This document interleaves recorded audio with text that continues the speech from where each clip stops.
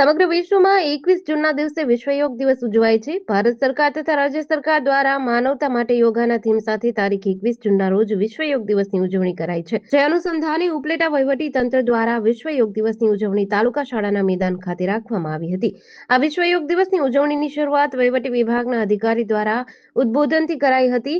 ત્યારબાદ યોગ ટ્રેનર દ્વારા યોગ કરી માહિતી આપવામાં આવી હતી. આ આપણી ઋષિ પરંપરાની દેન એવા યોગને સમગ્ર વિશ્વએ સ્વીકાર્યો છે. મનની શક્તિને વધુ વિસ્તાર આપવા અને શરીરની તંદુરસ્તી માટે યોગ ખૂબ જ જરૂરી છે.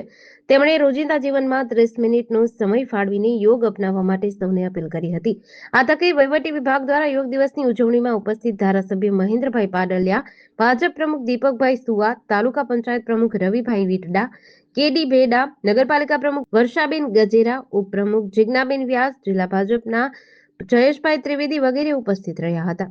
યોગ ગુરુ કેડી ભેડા ઉપલેટા 21 જૂન એટલે આંતરરાષ્ટ્રીય યોગ દિવસ.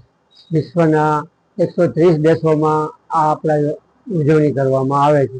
આપણા યશસ્વી વડાપ્રધાન આપણા જે મોદી સાહેબે જે આવી પહેલ કરાવી ત્યાર પછી સતત આજે 12મો યોગ દિવસ ઉજવવામાં આવ્યો હતો. ઉપલેટા તાલુકા શાળાના ટાવરવાડી સ્કૂલની અંદર પ્રશાસન મામલતદાર સાહેબ દ્વારા એનું ખૂબ મોટું પાયે આયોજન કરવામાં આવ્યું હતું, જેની અંદર ધારાસભ્ય શ્રી પાડલિયા સાહેબ અને મામલતદાર સાહેબ તથા તાલુકા નગરપાલિકાના પ્રમુખ શ્રી વર્ષાબેન ગજેરા અને આર્ટ ઓફ લિવિંગ પતંજલિ અને બીજા અનેક સંસ્થાઓની અંદર ભાગ લીધો હતો.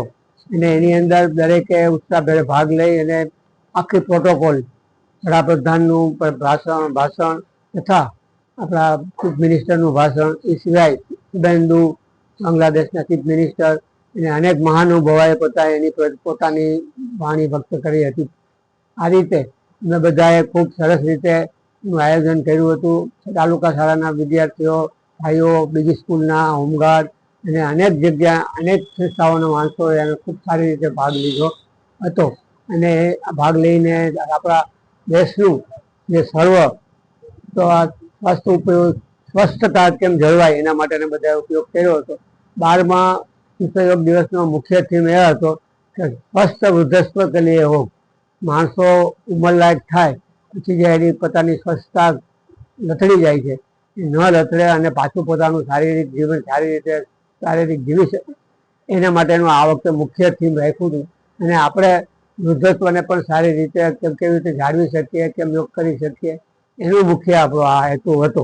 એટલે ખાસ કરીને બધા ભાઈઓ બધાએ પણ સારી રીતે ભાગ લઈ અને ઉજવણી કરી હતી. યોગ બોર્ડ દ્વારા પણ યોગ બોર્ડના માણસો પણ એની અંદર સામેલ હતા. બધા યોગ ટ્રેનર, યોગ ટીચર, યોગ શિક્ષકો બધાએ ભાગ લીધો.